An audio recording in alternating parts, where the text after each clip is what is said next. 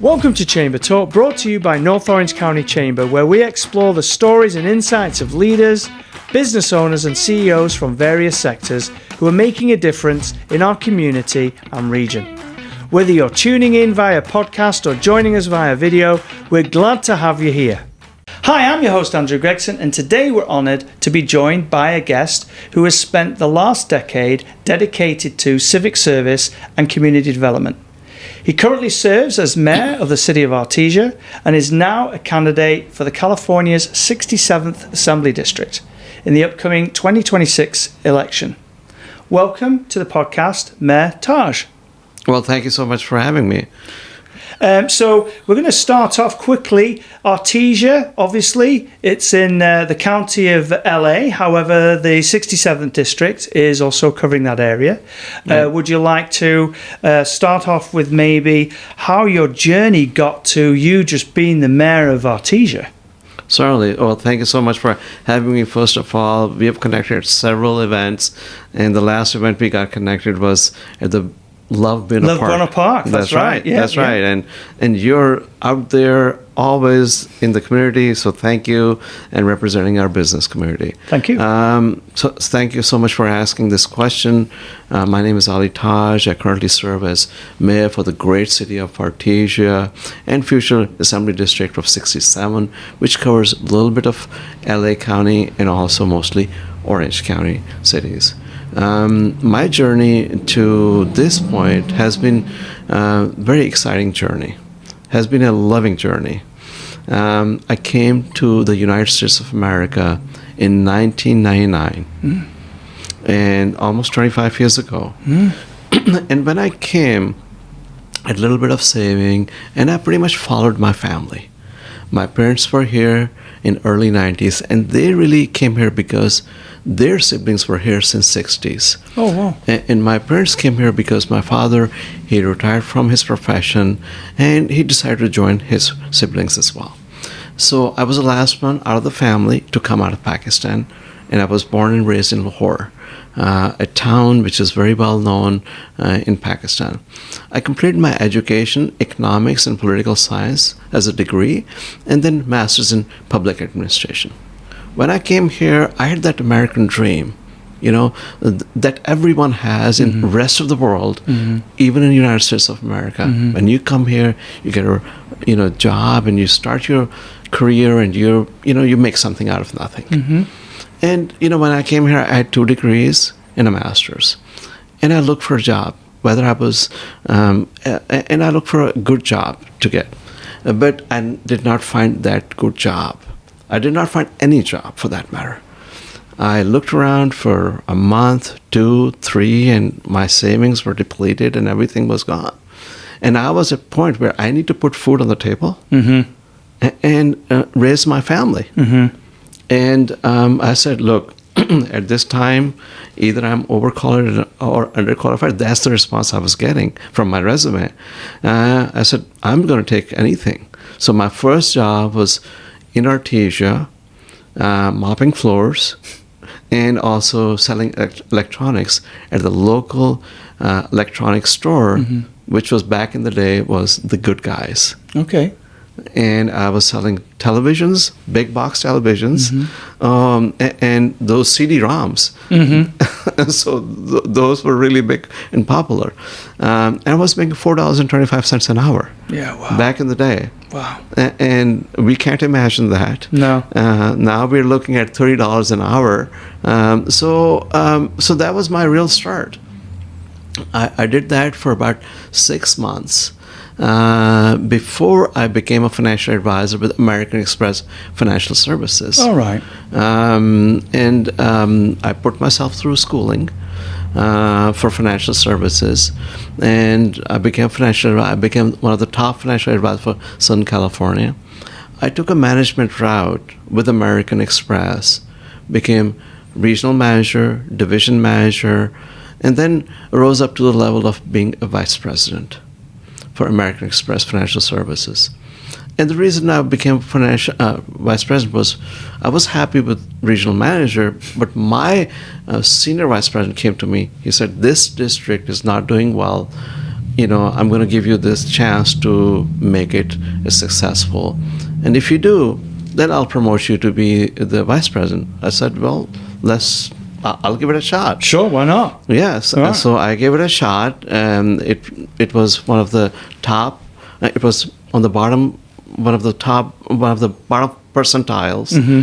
And in about a year, we took the entire district to the top percentile with American Express Financial Service. When I say we, that means my team and myself as well. Congratulations, that's amazing. Thank you. That's great. So that's my story as to in the corporate side and really where I came from. But when I entered into politics was almost about 11, 12 years ago.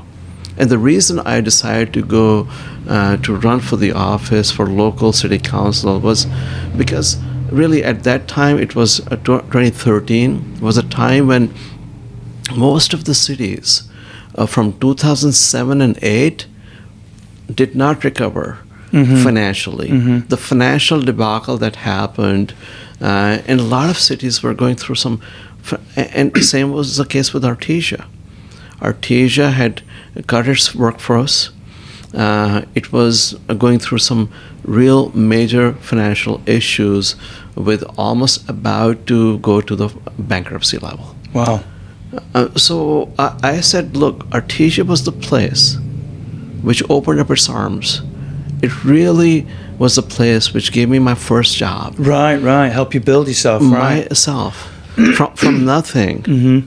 This is a time I should consider to give back of my business experience, being a small business owner, working at the corporate level. And this is a time where I should really, because at that time there was, the council was very different, did not have that business experience of the council. Sure. And again, I'm not saying anything bad about the council. No. It's just adding something to the council. Of course. And that was my motivation to give back and add something to the council. And 2013 was the first time when I ran. And I was told, look, you'll never get it because you're running for the first time and you have no experience. You're the new kid around the block. Right. You come from this corporate world and business background, and what do you know about politics? Even my dad said the same thing. Right. Hey, yeah. And I got no endorsement, zero endorsement. The only endorsement was the voters' endorsement, Well, that's a good one. So I ran. I said, look, I'm going to give, my heart is there, and my intention is there to really, give back. Right. And, I'm going to do whatever it takes to give back. Right. And I looked at myself in the past. I said, look, I've worked hard, and there's no reason. If I work hard, I cannot give back. Right. That was my whole intention. Sure. So I walked around the city, not one time, not two times, but 3 times. Right. And shook hands and understood the issues and just really connected with people. Right. And really connected with people at person to person. Sure. And, first time around, I was elected. And that was just connecting with people, understanding the issues, and that was it. But I also went around the 4th time. And my 4th time was once I was elected, I said thank you to everybody. Right. And most people said, people don't come back. Couldn't believe that. Right. Don't come back. Yeah. They just, if they're elected, they're in the office. You go. Thank you very much. Till next time. Right. Exactly. So that was my intention to say thank you was, it is connecting with people. And that is always something that is very important to me. So that is the reason why I ran. And my story is that American story. Yeah. It's your story. Yeah. You came here. Yeah. And everyone who comes here, whether first generation, second generation, third generation, and this is the land of opportunity, really. No, and really, that story is the story of a success story of any American. Yeah. No, you're totally right. And then, understanding the fact that, you got to go on the ground and work your way up. It was hard for me. Those first 6 months, I was extremely frustrated. Right. Hey, look, I have 2 degrees. Yeah, exactly. Yeah. I have a master's. Yeah. I'm in the U.S. I've been told this American story, but what am I doing here? Right. Mopping floors and Yeah. selling electronics for $4 a term doesn't make sense. Right. I'm going to quit, go back. Right. But I stuck in there and really worked my way through anywhere from the ground up. And this is where I am. Why am I running for a state assembly? That was your other question. And the reason I'm running is again, something which is personal to me. My son lives just down the street here in the city of Fullerton, along with his wife. And we just celebrated our granddaughter's first year. Oh, cool. Yeah. But both my son and my daughter-in-law, they work. But they cannot buy a house. Affordability has become an issue not only in Orange County, but across our state of California. Yeah. It's very expensive, isn't it? It's extremely Very expensive. Yeah. So affordability is something that's personal to me. Sure. This is my personal story. Right. And that my son, it's not only my son, it's not only my daughter-in-law. It's everybody's sons and daughters, isn't it? Right. Everyone's son and daughter are my sons. Because that's how I look at it.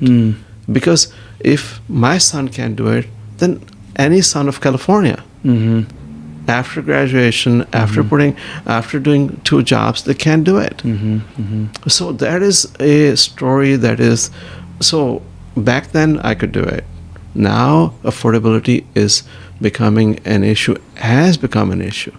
So as state legislature, that's something that is important for me to look at. Not, okay, yeah, I'll be elected from 67th, hopefully, but do I only represent 60? No, I represent the state of California. So that's kind of a little bit about myself, why I'm here, where I am, and where I'm going to go. Well, thank you for sharing that. I appreciate it. That was a really nice. Typical. You're right, though. It's a very typical's too small a word, but it's a story you often hear about people who've done things, and it always starts off. They started off, they grafted, they learned something, they kept pushing forward, kept pushing, being told no, and just kept going and just kept going, and really that's what makes the world go round anyway. So I'd certainly applaud you for that. Thank you. So one thing you'd mentioned, obviously, coming here in 1999, that was some time ago, and then, what you said, what was it, 14 years is basically you built up, a part of a business that came into, quite a you succeeded in what you had to do. In that time, going on to council, because you touched on something that I think a lot of people don't always look at, is council members, they're people in the area who you really care about their community, and they're going to put themselves forward to try and better the area. And everybody has different experiences, and you've come from where you've built business up from the ground up. What do you feel was one of the largest points of being on council where you were sharing what you'd learned by building business? Because that's a very big thing because a city is a business, right? So what were the main points that you feel that you certainly steered them in the right direction? So that's a great question, because first 6 months were very frustrating for me. On the city council. And I'll tell you why. And to the point about being business is about, what did you do for me today? Yes. What can I do for tomorrow? Right. And thrive my business, take it to the next level. Right. But working for the government and local government, it's difficult to get things moving. Yes, you're right. We treat any organization, and coming from a business background, treating any organization as a business organization. But my expectation of things will move quicker. So that's where I felt frustrated, but I learned. Yes. And what I learned was how to work with my peers, who are my, 5 members of the council, including myself, how to work with them, how to work with staff, how to work with the community, and do the best, which is for the community. Right. Because I'm not answerable to my peers, I'm not answerable to my staff, I'm answerable to my community who elected me, who voted for me. But at the same time, how can I work with my community as well as my staff and the peers to deliver the best results? Right. And those best results are delivered when we actually work collaboratively not just in these three buckets, but also working collaboratively with the state, Right. with the county, Yeah. all these other governments, which I was able to learn over time, and that is something that I learned as an experience.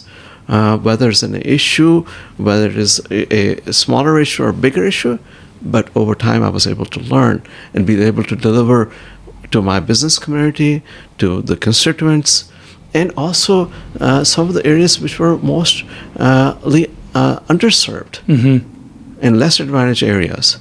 And that is where I feel I am very proud to be able to continuously do that in the city of Artesia. We are healthy financially. We were able to put reserves in the great city of Artesia for almost 100%. That's fantastic. We are surplus in our revenue, and we continue to thrive when it comes to issues, when it comes to businesses. We continuously attract new businesses. We are mostly retail thriving economy, as well as we also continuously keep our public safety issue as top priority issue.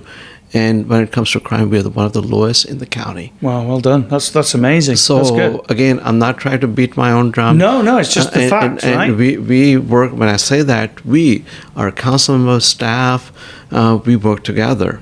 And listening to the community members, we have Neighborhood Watch community meeting, we have a very thriving chamber, we have lovely business people out there who are always there to be saying these are things that you can improve upon, and we are there to listen. So I appreciate you sharing that about the business part, and yes, I can see why you would feel this frustration, but clearly, obviously everybody feels in Artesia that you're the right person for the job, because was this your third time as mayor now, right? That's correct. So switching over a little bit and switching those hats, what do you feel being the mayor of Artesia has actually taught you about public service and is potentially helping you get to the next level? Well, look, being mayor in the great city of Artesia, and the fact that, I came in 1999, I was first elected in November 2013. That is extremely, how should I say, it's a blessing to be the mayor of a town that you land in just 14 years. Yeah. Crazy, isn't it? What does that tell you about the lovely country that we live in? There's no other country could do that. You could never do that. I could not imagine doing that anywhere else. So being the mayor 3 times of the town that you land is absolutely profoundly amazing. One can never even think about that. Right. That's very touching. Yeah. That's extremely, being in this country and work your way up, understand, how you can connect with people, and not only your personal struggle, but their struggles too. Right. That tells a lot about not only the country, the city, that the city and the country and the state looks at, if you are sincere to the cause and to the issues, you will be in the office to help them. Now, you mentioned a little bit earlier, obviously when you first got in there was a few frustrations, but you learnt a lot by working with people, working relationships, how things went, which I think is probably, maybe that was somebody's plan from upstairs there, right, or what have you, but I think that was a good point. But saying that, obviously you've been on the council for quite a considerable amount of time now. What would you say were your biggest challenges that you faced, and maybe share some of the most proud accomplishments that you feel have been achieved in the city? Certainly. I'll start off with, so being on the council, I looked around, where can I do my best job to serve Artesia and its concerns the best I can, and really make Artesia a place, not only a safer place to live, but also put Artesia on the map. Right. And when I say put Artesia on the map, that not only, LA County knows it or Orange County knows, but across California. Sure. So given that, I really worked very hard to work with League of California Cities. Okay. Now, League of California Cities now represents 483 cities of entire state of California. Oh, wow. Which includes this city, Buena Park, or Yeah, Artesia, yeah. or, any city in every city. Yeah, yeah. Now, that's an association that really works on two things, which is advocacy, working with state legislatures, and also education for city council members, city managers, as well as, other departments as well. Right, right. But it's a very strong, as well as a 125-year-old organization. Right. And the reason this organization is there, and these organizations are not only limited to the state of California, they're also in other states as well. There's a Municipal League for Texas, and that all goes up to the National League of Cities. Right. And the reason I share a little bit about that is because it's very important to learn not only about that organization, but also the work that they continuously do with state legislature. And I was able to work my way up to become the president for the League of California Cities. And that put the great city of Artesia on the map, but also personally I learned a lot. Personally, I learned a lot to give back to my city. And when I say learned a lot, as a president, I went across state of California. I made a point that I will visit each and every division. There are 16 divisions of California for League. And there are 58 counties. I made sure I go to each and every county. Oh, shit, go to that's a each lot. 58, yeah. And so I was pretty much on the road. But what I found was that each and every county, each and every division is different, has different issues. And Northern California is different than Central. Central is different than Southern. Southern is different than coastal cities. But at the end of the day, we are all one California. And that one California stands for diversity. That one California stands for the fact that we work together. And we thrive because we are very good when it comes to attracting good businesses in the state of California. Right. And that's what makes us the fourth largest economy of the world. Right. Now, previously it was fifth largest now, and we will continue to thrive. Right. But going back to your question about, so those were the things that I learned, and I was able to also give back to Artesia and put Artesia on a map to entire state of California. And, talking about Artesia itself, what do you feel are a couple of, major factors that you would like to share with the public that, whether they know or they don't know, that changed Artesia in your eyes over the years that you've been on council? So I'll pick one item. Good. And which is one of the areas in Artesia is underserved. And one of the things that I actually took up as a new council member when I was elected in 2013 was to actually uplift this area and reduce crime. Okay. Reduce crime was my number one and key thing. Okay. And the way I did that was actually uplift it by increasing the lights. I literally tripled the lights in that area. Street lighting. Street lights. Okay. Street light. Okay. So those lights really elevated the area. People were scared to even walk at nights. Okay, fair enough. So uplifting the area was infrastructure, completely build the roads, sidewalks, new stop signs, new stop lighting, as well as lighting, and then also was able to get grants for a new for the park and to expand that park. Wow. And anywhere from $5 million up to $10 million. Wow. Just for park money. Right. So that area has less in crime now, uplifted infrastructure, park is going to be all revamped. So that is one area that I feel very proud that I was able to do that and give back to the community which was underserved. And we were talking about Senator Archuleta. Yeah. Senator Archuleta was the first one to actually step up to give us that park grant for $5 million. Wow, look at that. And that is huge for a small city like Artesia. That was the first, when he was elected, that was the first grant that he actually worked. He came to that park, he saw, and really he said, look, I'm all out. Wow. See, I love to hear those Yeah. stories, because that's sort of like money going to really good use, isn't it? Yep. And we don't always see that. So Yeah. I really love to hear that story. Well done. That's Thank amazing. you. Just out of interest, are you under the LA Sheriff's Department? That's correct. Okay. Yeah, so we are a small city. We are a contract city. That means we contract our police, which is sheriff. We contract out our fire to the LA County as well. And we did that way back in 60s. The council decided to do that. Yes, we are under that, and we are under Lakewood Station. Lakewood Station serves 5 cities, including Artesia and Lakewood as well. Oh, well, that's good. That's nice. Yeah. Just like in Orange County, there's sheriff, so we have that in LA County. Yeah, everywhere. Yeah. That's good. But yeah, the county divides us, but we are pretty much the same when it comes to issues, when it comes to public safety and all those things. Well, so one of the things that I want to touch on just before we'll move on to talking a little bit more about, the 67th district is, a big part of everything that we had to deal with was COVID. And I'm sure, like everybody else, you had your main things to deal with in Artesia. So you would like to share a little bit about how that went along and how it progressed into today? Sure.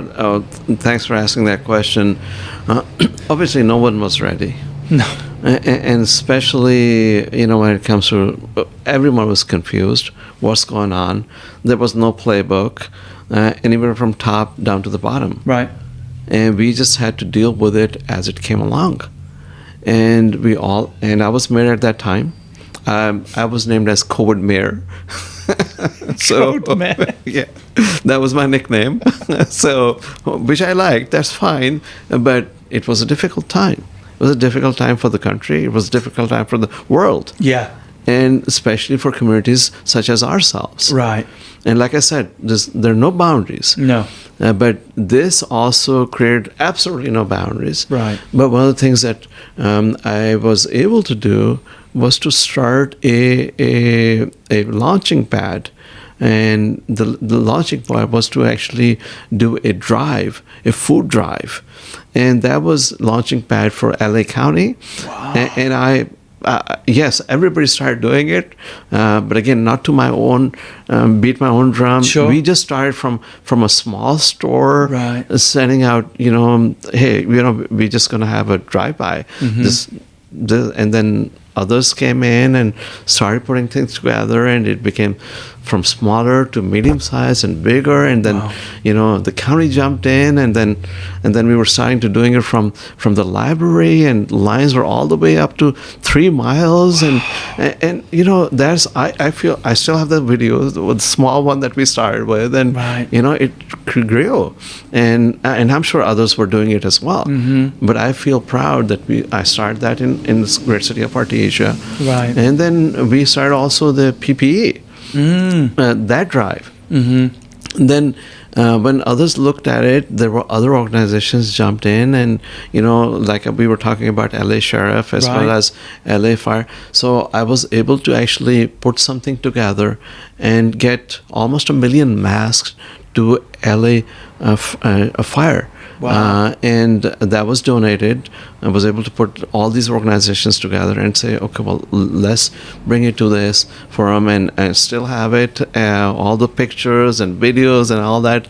So a lot of things were done to support our community and beyond. You're right. And beyond. It was about everyone. Yeah. And making sure that we continuously serve without looking at the boundaries, looking at anything. And we're there for humanity. You know what, Mayor Taj, that was a great lead in to my next question. Sure. Is when you were talking about there's no boundaries, it's for everyone, which Yeah. is sort of like your mindset, excuse me, going into the assembly. Now, so running for Assembly District 67, what you mentioned briefly before about being inspired because, your son looking at affordable homes and what have you. But I know there'll be a little bit more than that. So what drives you to put yourself on hold there and go to Sacramento every day of your life? Look, there are, of course, affordability is an issue for entire, not just District 67, Right. and not just Artesia, not just Buena Park. It's for everyone. Yeah. In the state of California and across the country, but more so for our state is an issue. It's not my son. It's a son of California. Right. It's a daughter of California. It's every youngster who graduates and comes out and is on his or her first job. Sure. And be not able to buy their first home, which was a dream back in 70s and 60s and 80s. You know, this is the dream that we actually look for after graduation. Yeah. And cannot even pay a down payment. Yeah. And when we look at housing, it is, $1 million plus. Mm-hmm. Just the mortgage itself is 7,000 or 8,000. What about PMI? What about other things? You have to be making 15,000, 20,000 to be able to. That's crazy, isn't it? Yeah. So the question is, can a graduate? Can a graduate get a land job of 200,000 to be able to afford not only a home but groceries? Yeah. And anything else and everything else above that. It's very difficult. Well, to be fair, even rent is that much higher. That it'd still be a struggle. Yeah. It's still not the same. And many folks are coming back, and many children are coming back to their parents because they cannot afford the rent. They cannot afford buying a house. You're right. And we're looking at a very different future than what we were looking at. So we have to look at, as state legislatures, to not just look at state legislatures, but also work with local communities. And local communities are not just the cities, but also the counties. So we have to partner up and work together to fix this problem. You're a very smart man. It's as if you read my script, because now we're moving into housing and affordability. So that's quite clever. So, from what you're just mentioning right there, there's obviously some serious legislation or priorities that need to be done, and I'm sure you're a gentleman who sits back and really thinks this through before launching it. And it's very easy to say, well, this is a problem. What are you thinking is part of the fixing this problem? What do you see could be something that might make this a better place? Look, first of all, this is a public information. We're the fourth largest economy of the world. This is public information. We were the fifth largest. So yeah, we are towards the upward trajectory. Right. What does that mean? Okay. And we can fix our affordability. Right.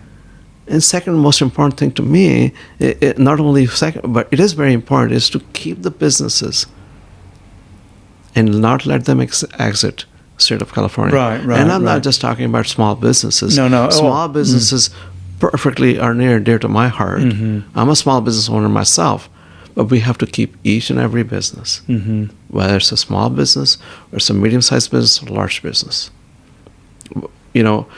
If I'm a assembly member, any business that is exiting, not only my district, I'll pick up the phone. Right. I'll call the CEO. Look, we can work together. Right. And picking up the phone and having that conversation and dialogue, it may be a simple thing, but it makes a difference. Yeah. But I'm not talking about only that, but Sure. I'm just talking about state legislation. Mm-hmm. We have to focus on keeping those businesses in the great state of California. Yes. I'm going to say state of Artesia. Of course you are. It's on your mind. Yeah. It's normal. And so in the great state of California, and keeping that, because that really provides that revenue that we need and we continuously need. And that also translates into affordability, that translates into many other things, and into working class families, and so on and so forth. So we have to work collaboratively in all these. We can't just have a silo of, okay, affordability is something that I'm going to address, right, and forget about small businesses, forget about large businesses, forget about other issues.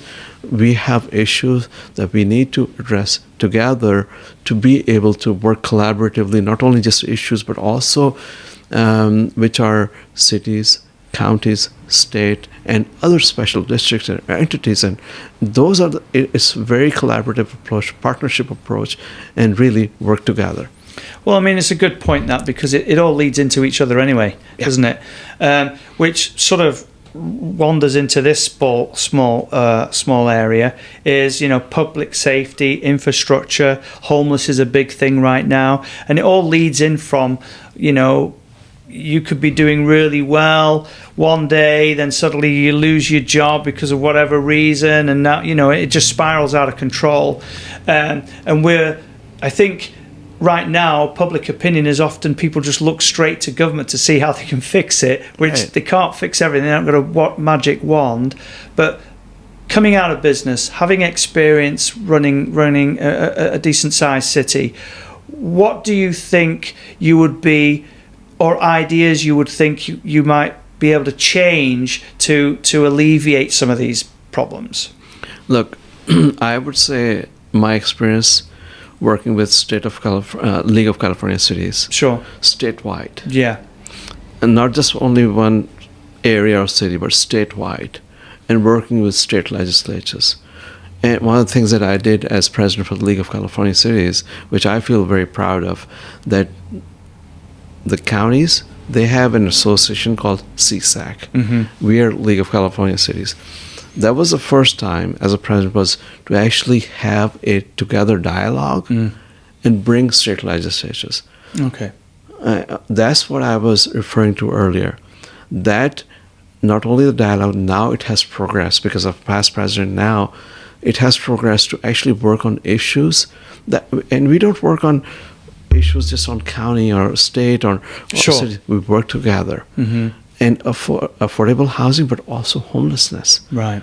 Homelessness is an issue that is a mental health issue. That's a substance abuse issue. Let's not just put it on affordability. Let's also address the issue where it is. And that issue is a statewide issue. And yes, LA County, Orange counties are suffering the most as Southern California, but it's a statewide and it's a growing issue. We have not, our trajectory has not been downwards, our trajectory has been upwards. Right. And that's an issue that is very much important to any state legislature, any elected official, locally, whether it's county or anywhere. So my goal is to really address that issue as well when I'm at state legislature. Do you feel that it seems like LA County, Orange County have a little bit more to deal with? Do you think it's weather related just because we've got better weather here, or is there another reason why we seem to have more?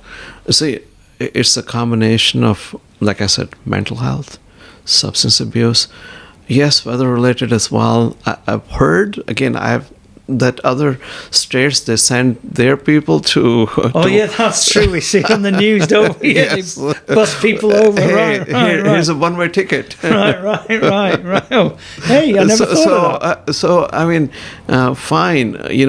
We welcome everyone. Right. But at the same time, yes, we have a thriving economy. We're number 4. All that, and others think, okay, well, let's send it to Southern California. They have a good weather. But also we have a homegrown issue as well, which is, like I said, substance abuse issue as well, and mental health. And we need to also work on that issue as counties, local LA or Orange County. We also kind of we have to address those issues, not only by looking at one thing, but also getting to the bottom of it. What I've found is that we, as a county, a lot of dollars have gone into things that are not really panned out. Yeah. Unfortunately, we have talked about it, but have we really addressed the issue? Right. Yeah. So I would love to work with the county supervisors and make sure, we address the issue. Yeah.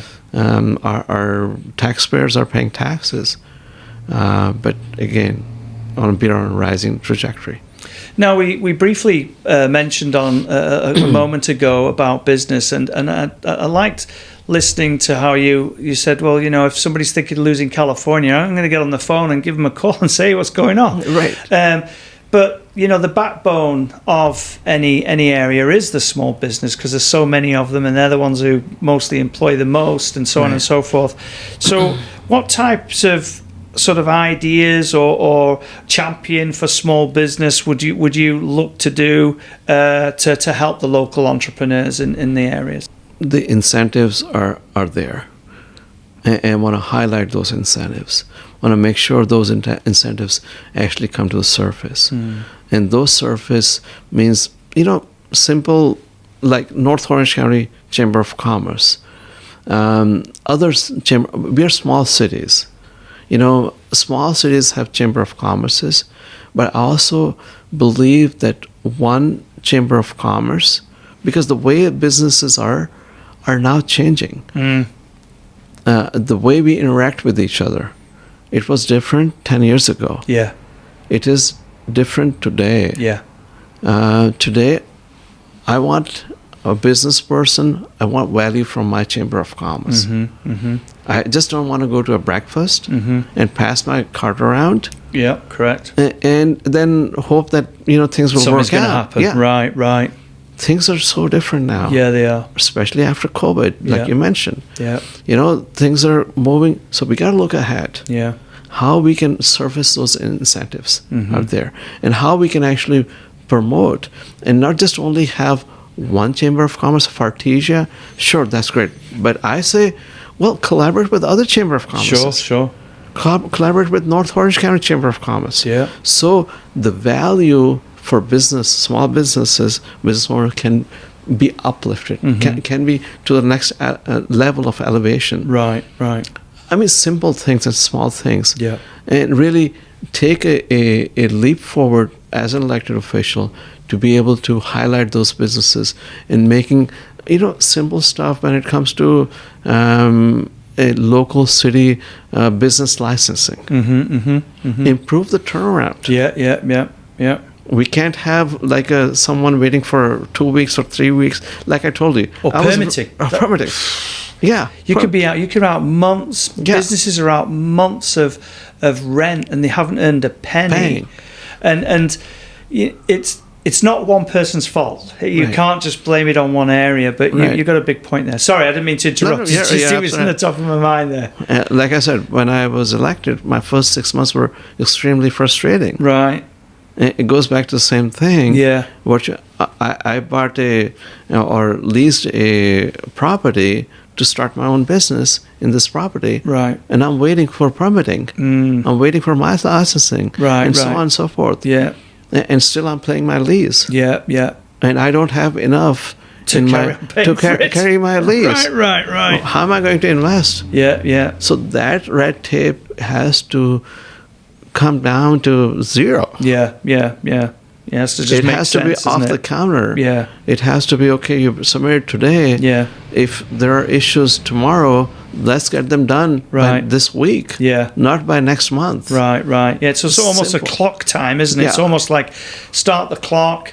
And then even if I feel that a lot of the time is because there is a lot of red tape that has to be cut from cities too that have come down from the state. So that's what you're talking about. You're going to try and fix that. Yeah. But the thing is but maybe in between time, whilst they're trying to fix that, maybe there's an alternative where they can at least open, where they can at least start doing some type of business. So I definitely appreciate you sharing that for sure.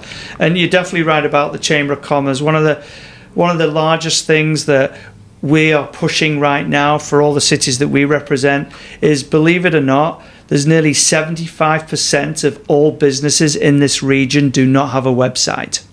Wow.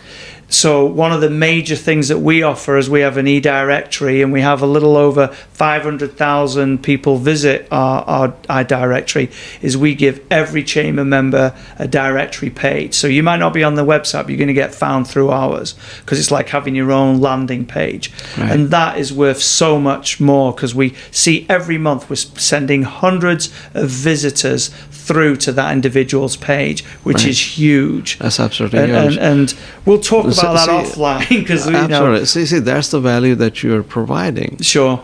And that's exactly what I'm referring to. That if a Chamber of Commerce, as of today and future, does not provide a value. Yeah.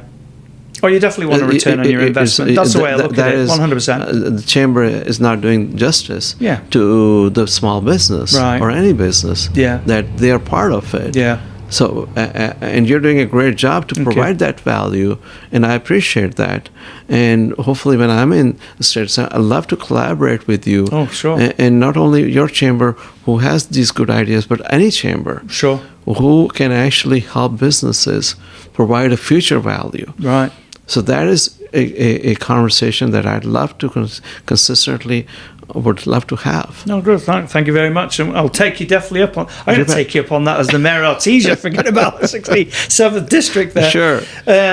So, moving forward a little bit, another one that we need to talk about, I suppose, is infrastructure. Yeah. Being on a city council, you'll definitely understand that. And in fact, wow, you had a great story about how you took part of a city and basically redid the whole thing, rebuilt it. Yeah.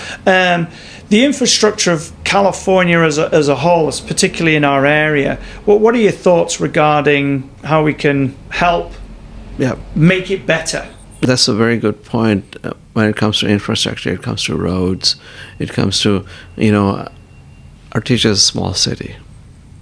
And we just got the estimate, if we do the entire city, it will cost us $64 million, just the roads. Really? That's not slurry, is that like relaying? Yeah. Wow. So $64 million. Wow. How many miles is that, do you think? We are about almost 2 square miles. Wow. But $64 million. That's a lot of money, isn't it? For a small city like Artesia. Right. We are a decent sized city. Yeah.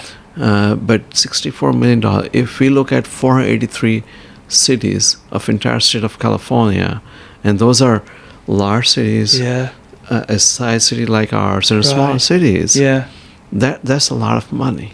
Just out of interest, Mayor, what's your budget, usual budget for Artesia? So we're about $20 million. $20 million, but to do the roads would be 60. Yeah. Look at that. Yeah. So it's something that we as residents don't always think about, is it? Yeah. Wow. So the point about infrastructure could be a lot of things, right? Not just the roads, sidewalks, yes, and so on and so forth. That comes, and that is something that is important for our state of California. There are crumbling roads. Yeah. Which it's deeper than that too, isn't it? It's the waterways. There's all sorts of stuff, right? Sewage, potholes, sewage, plumbing, all that. Yeah. We have. I sit on Los Angeles County Sanitation District. Their budget is well over $1 billion, and they have workers which are almost about 3,000 people, and their issues, especially are rising. Right. And we see that not just over in LA County, we see that in Orange County, we see that all these counties where we need to address infrastructure. And we do have the money, right? We just need to put it in the right places, areas. Isn't it? Yes. Right. Well, and go back to my conversation about from counties, from cities, from state, we just need to work together to be able to address those issues. It's not that nobody's incompetent in any way. Sure. It's just we need to work together to be able to do that. Right. And I think we've got our hearts into the right place. We just need to work together. Now, you're on many different committees and things, and I'm sure you have a pretty decent idea. But what would your stance be regarding climate resilience, climate control and sustainable development, within that industry? Look, I'm very supportive of that, and we need to make our state of California climate resilient, and we just had wildfires. Yeah. We experienced drought in the state of California for longest times. Right. We certainly need to address those issues very seriously. Of course, housing is a very important issue. Affordability, homelessness, businesses. And I'm also very passionate about working with veterans, especially in Orange County. Right. We've got a number of veterans who are looking at getting a lot of support. And I'm very passionate about that. But going back to your point about climate resiliency, that's also something very important and near and dear to my heart. Looking at, like I said, okay, I'm elected in 67th, but am I only looking at 67th? No, I'm looking for each and every single county, each and every district, each and every city and state. If I make a decision sitting over there in Sacramento, that will affect the entire state of California. Right, of course. So I'm mindful of that. Right. I'm extremely. Those are the things which are important for our state. And how do you feel? Last sort of question regarding the assembly. So, what's your stance on education? How do you feel that's a big deal? And our current assemblywoman, it's a big thing for her for being an ex-school teacher. But how do you feel about that? Look, I think I should have mentioned that earlier as well, but our conversation. I'm sorry. It's okay. That's why I'm here asking you questions. I'm glad you bring it up. My son went to the community college. I'm very passionate about when it comes to education. I have a degree. I have 2 degrees in economics and political science and a master's in public administration.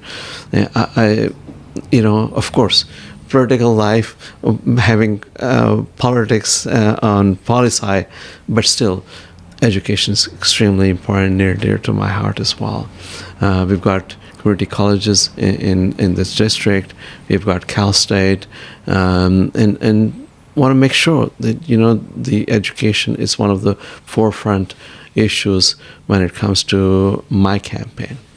Do you feel that education's shifting in a slight direction where we're also maybe looking at not just I hate to say it, book smart, I don't mean it that way, but in certain doctorates and things like that, whereas also there's an big area where people could learn. It's almost more like learning a trade, so to speak, to run those types of businesses. Do you feel there's a shift there? Not quite? What's your feeling? I definitely look.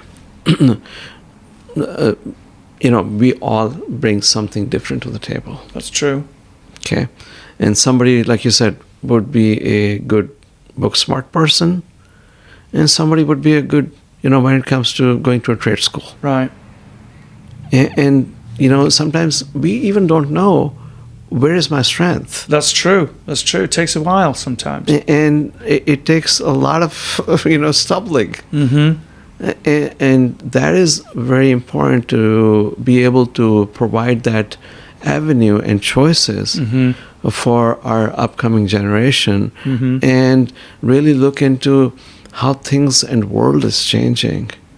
Yes, at the ground level, but also at the bigger level, as how AI is playing, how things are changing when it comes to AI especially. Yeah. So my goal is to really institute that when it comes to not just trade schools, not just into Cal State or everything, but also look at how we can keep up as state of California, how things are changing. When other 49 states, when we change something, oh, look, California is doing this. Yeah, they're all eyes are on California. Yeah. So let's do something what California has done. Right. Because they are the leaders. Yeah. And when people look at that, when I say people, other 49 states look at us, then it's we are so we have a responsibility as a leader, fourth largest economy of the world, as a leader, to be able to make our future better. And the way we make our future better is we invest into our future. And we invest into our future when we invest into our youth, into our education. That's how we make our future better. All right. So, Mayor Taj, thank you so very much for being on today. It's the time of the episode where we always ask our guests, because we might have missed something or there might be a final message. And to be honest with you, we haven't even touched on your campaign, so you might want to touch on that a little bit. But I just wanted to give you the free mic to share whatever you'd like to finish the episode off with. Well, first of all, thank you so very much for having me. And thank you so much for providing this forum, not only to myself, but to many. And you're doing an absolutely fantastic service. Thank you. To our business community and to everyone who's out there listening, and thousands of people who just don't really quite get a chance to, have this listening session. And you and I, we were talking about, look, somebody's going to be at an event, say hello, goodbye, but really not understand where this person comes from, what struggles this person has done, have been through, and how this person got here. Right. But you're providing that platform, you're providing that forum, you're providing that space for that individual, and for not only for that individual, but for the audience. Thank you so much for doing that. Thank you. And you're taking your time, you're taking your energy, and not only yourself, but you've got the entire organization behind and people working. So I want to thank you first and foremost. Thank you. And it comes from my heart. So thank you. Then I would say, and I would leave with some of the things that, I'm not going to represent Artesia or 67th District. Right. I'm going to represent the entire state of California. And the state of California, like I said earlier, everybody's going to look at the state of California. Everybody's going to look at the leadership of the state of California, and especially in these upcoming years, how the world is changing. Right. And we say that all the time. Yeah. World is changing. Yeah. And it's more important to vote for now and then later. But yes, it's extremely important to get engaged.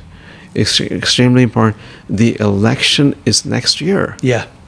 It's a midterm election. We see a low turnout in the midterm, typically, historically. But I would ask the viewers out there, please consider to come out and vote. Next year is the gubernatorial election as well in the state of California. Yes, it is. And next year, a lot of things are changing. There are a lot of things that are on the ballot. And June 2nd is the primary. So please, viewers out there, listeners out there who are listening, to please come out and consider. Doesn't matter.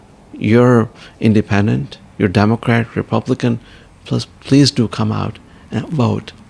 Make your voices heard. That's my first and foremost message. And then secondly, you talked about my campaign. Yeah, my campaign is doing well, but you can learn more about my campaign. And my website is www.ali4assembly.com. Excellent. All right. So learn about my campaign, and would love to earn your support, your vote. Would love to earn. I'll be holding coffees across the district, coffee meetings, and also I plan to knock the doors. Some people say early. I see there's no early, there's no late. No. You knock on the There's doors. a lot of doors to knock around. There's a lot to get around. Yes. Yeah. And that's how people will get to know me. Yeah. And some people that have already knocked doors. Yeah. That's not only in Artesia, but also in Orange County. Sure. So please, if somebody knocks your door, it will be Ali. So I just want to let you guys know. Well, thank you very much, Mayor. Really appreciate you coming on today.